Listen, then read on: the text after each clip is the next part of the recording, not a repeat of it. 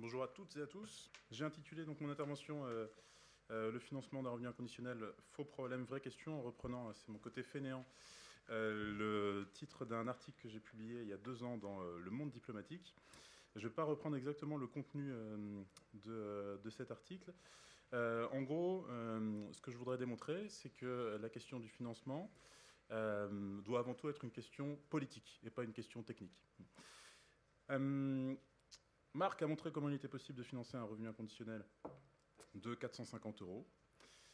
La plupart du temps, enfin alors, moi je considère que ce n'est pas un montant suffisant. La plupart du temps, quand on parle de montant suffisant, la question arrive, donc comment est-ce qu'on peut financer ce montant? C'est impossible. Je vais essayer de montrer que c'est possible. Essayer de montrer en quoi il s'agit d'un faux problème, cette histoire de financement. Esquisser quelques options de financement. Je mets financement entre guillemets parce que j'essaierai d'expliquer aussi que le terme est sans doute mal choisi. Et ensuite, j'essaierai de préciser l'approche, la conception qu'il convient à mon sens d'avoir au sujet du revenu inconditionnel. Je conclurai enfin avec quelques vraies questions soulevées par le revenu inconditionnel. Donc d'abord, est-il vraiment impossible de garantir un revenu suffisant? Je commence par définir ce que j'entends par suffisant.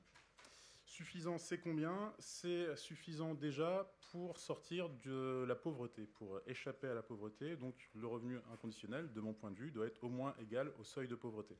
Seuil de pauvreté, alors soit 50% du revenu médian, c'est-à-dire 814 euros par mois par personne aujourd'hui, et soit 60% du revenu médian, c'est-à-dire 977 euros exactement par mois par personne aujourd'hui, par personne majeure.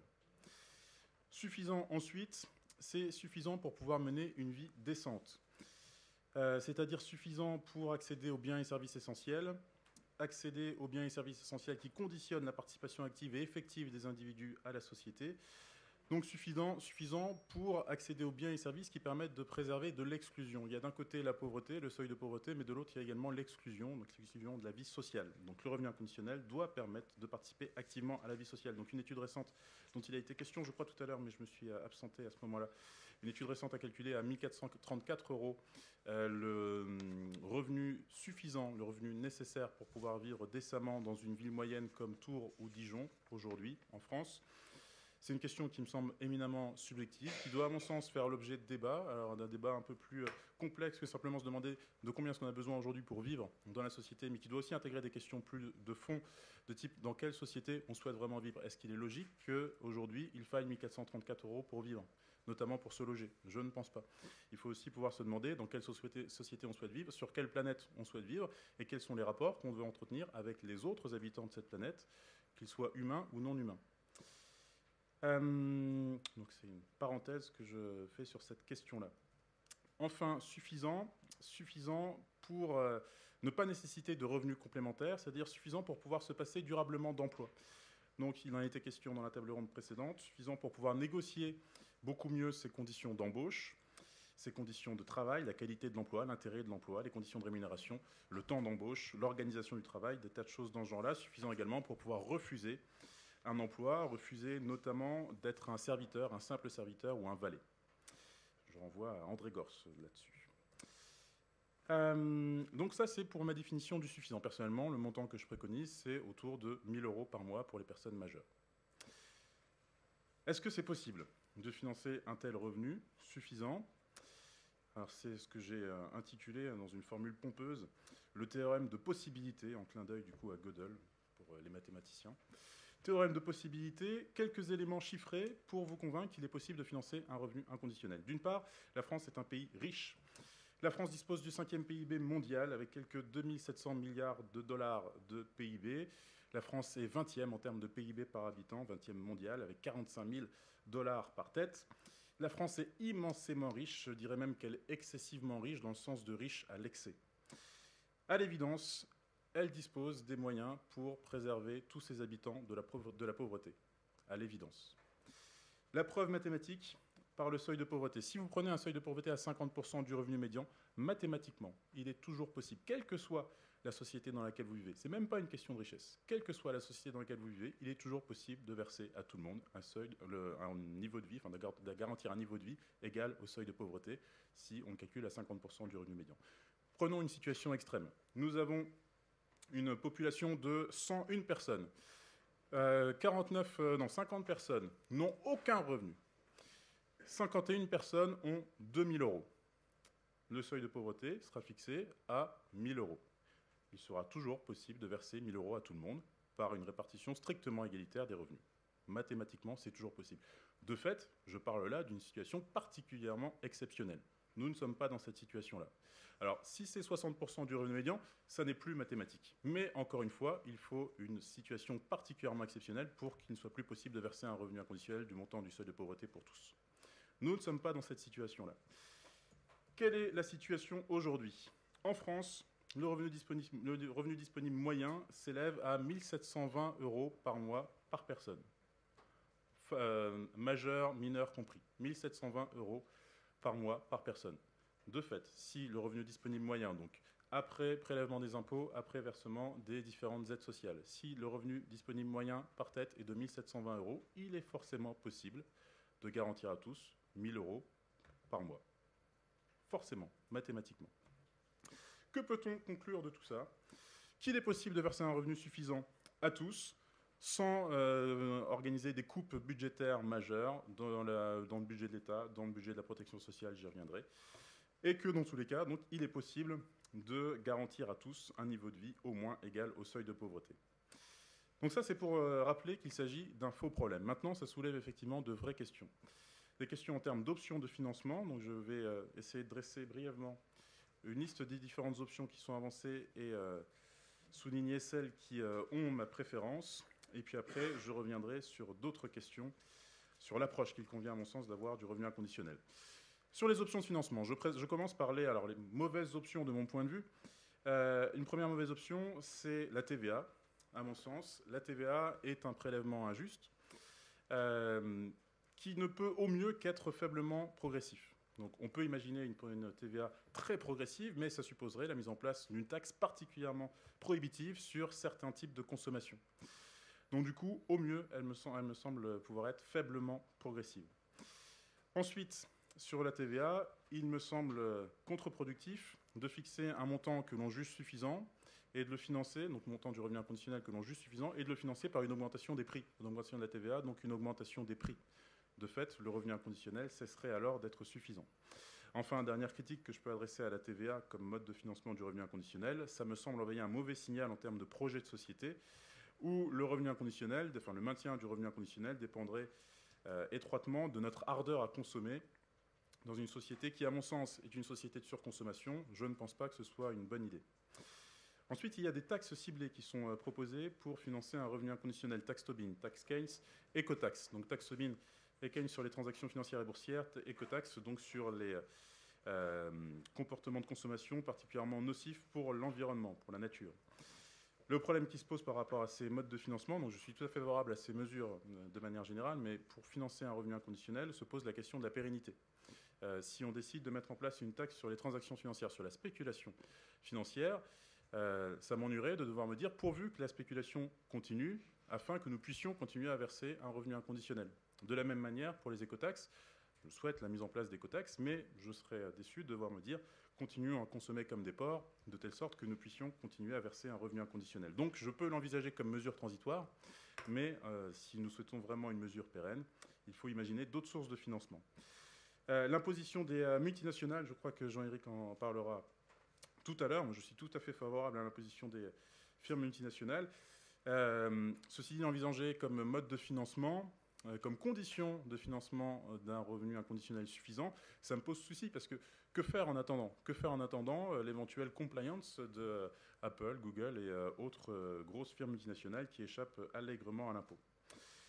Enfin, les transferts de la protection sociale, non pas enfin, parce qu'il reste aussi la création monétaire. Transfert de la protection sociale, attention, terrain miné, transfert de la protection sociale, de mon point de vue, il ne faut pas toucher au système assurantiel.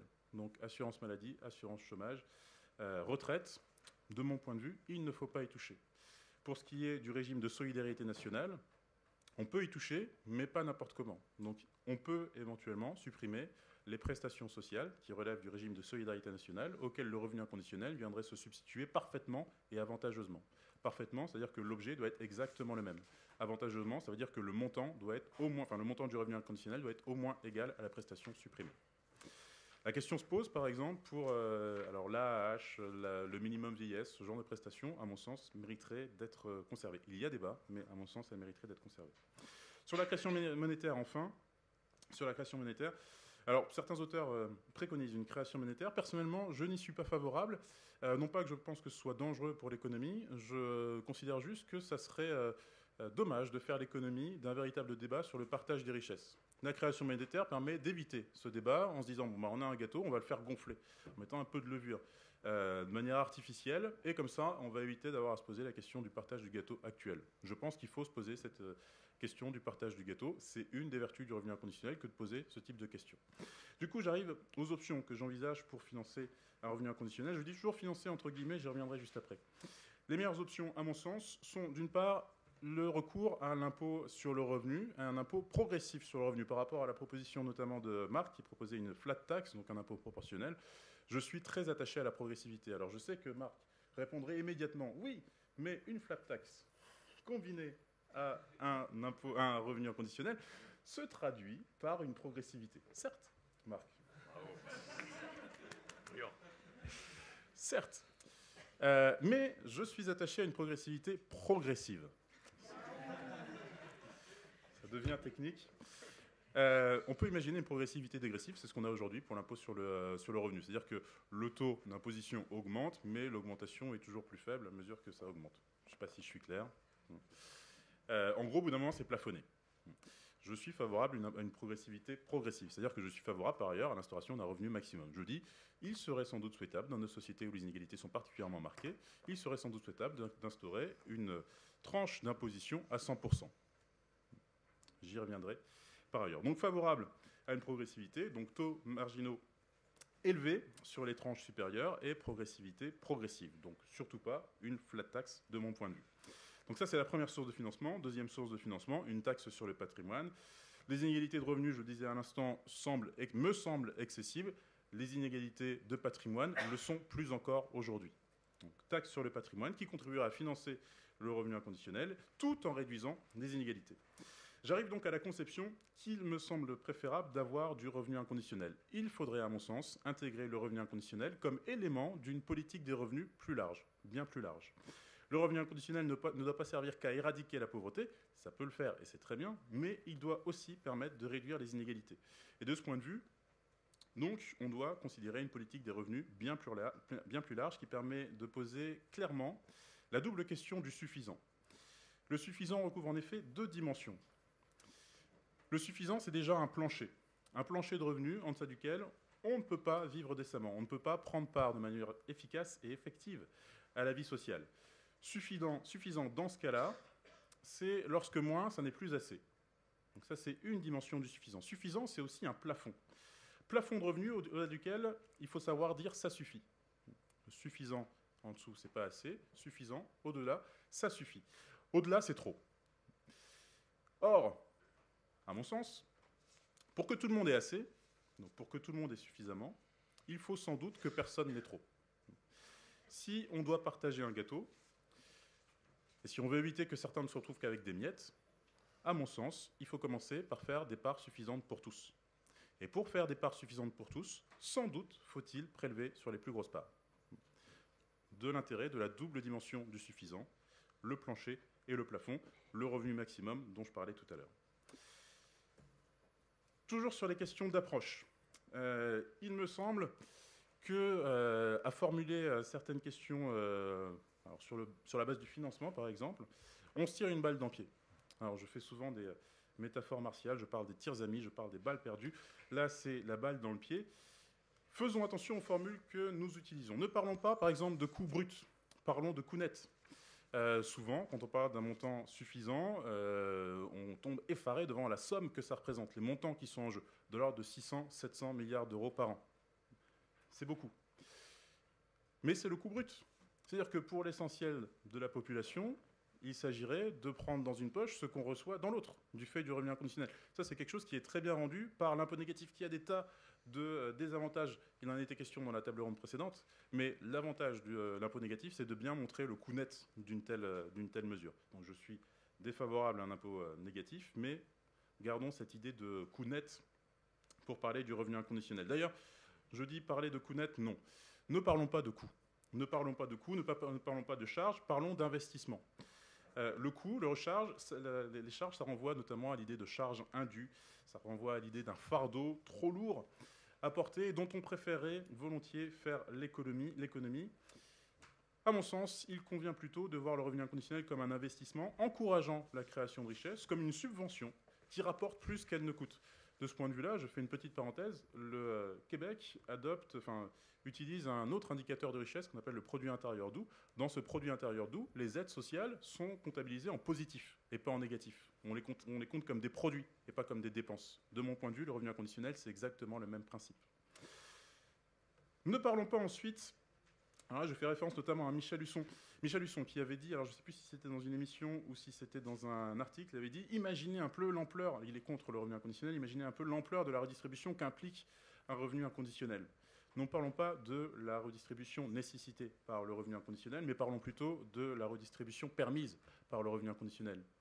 De mon point de vue, il serait dommage de regretter la redistribution que le revenu inconditionnel permettrait. À mon sens, ce serait une bonne chose. Cette redistribution me semble nécessaire. Ça me semble être un signal positif envoyé. Donc, plutôt que de parler de nécessité, parlons bien de redistribution permise par le revenu inconditionnel. D'ailleurs, je dis redistribution, ne parlons pas de redistribution. Parlons de répartition. La redistribution suppose une logique de solidarité, voire de charité. Le temps passe, c'est ça? Oui, on arrive très très proche du terme. Là.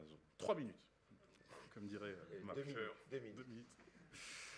Ne parlons pas de redistribution, parlons de répartition. Donc je vous disais, la redistribution suppose une logique de solidarité, voire de charité. Avec le revenu inconditionnel, c'est une logique de justice sociale qui est en jeu. Il faut concevoir le revenu inconditionnel comme un revenu primaire, venant reconnaître la contribution de tous à la création de richesse, venant encourager et permettre la poursuite de cette création de richesse. Enfin, ne parlons pas de financement, mais parlons de partage. Le mot même de financement, à mon sens, n'est pas adapté au revenu inconditionnel, dès lors que, d'une part, on le conçoit comme un revenu primaire, on ne finance pas un revenu primaire, on ne finance pas des salaires, on partage le fruit du travail. Dès lors, ensuite, qu'on le conçoit comme une mesure de lutte contre les inégalités, une mesure de lutte contre les inégalités ne doit pas être financée. Quand on procède à un partage, il n'y a pas à financer ce partage, au-delà des frais administratifs de gestion. On ne doit pas financer ce partage, on doit simplement opérer ce partage. Donc ce n'est pas une question de financement. Pour conclure, d'autres vraies questions soulevées par le revenu inconditionnel. Je me plais à dire que la société peut être passée au révélateur du revenu inconditionnel. Une fois qu'on parle de revenu inconditionnel, il y a des tas de questions qui sont soulevées systématiquement. La question de notre rapport à l'emploi, au travail, il en a déjà été question aujourd'hui. La question de notre rapport à la pauvreté, au partage des richesses, il en est également question aujourd'hui. La question du suffisant, de l'assez, du trop, tout cela, il doit en être question. La question du partage des tâches pénibles, des tâches ingrates, des tâches gratifiantes, à mon sens, est soulevée également par le revenu inconditionnel. Dernières questions qui sont soulevées par le revenu inconditionnel et auxquelles les promoteurs du revenu inconditionnel doivent répondre, la question du juste, du souhaitable, du possible et du faisable. La question du juste, c'est d'un point de vue éthique, est-ce que le revenu inconditionnel est défendable? De mon point de vue, il est évidemment défendable du fait de la contribution de tous à la création de richesses. La question du souhaitable, c'est est-ce que le revenu inconditionnel vaut la peine d'être défendu? Oui, de mon point de vue, c'est une certitude, puisque le revenu inconditionnel tel que je le défends est porteur d'une transformation sociale salutaire en termes de remise en cause de la pauvreté, du partage actuel des richesses, etc., etc. La question du possible, le revenu inconditionnel est-il techniquement possible, envisageable? Oui, l'instauration d'un revenu inconditionnel suffisant est tout à fait possible, en théorie, sur le papier. Je crois, j'espère vous l'avoir démontré. Se pose enfin la question du faisable, qui est la question la plus difficile, celle de la transformation du possible en réalité, celle de la concrétisation de cette utopie pour l'heure. Ça dépend du contexte social, ça dépend beaucoup aussi de la volonté politique. Malheureusement, là, j'ai aucun élément de preuve pour vous démontrer la faisabilité du revenu inconditionnel.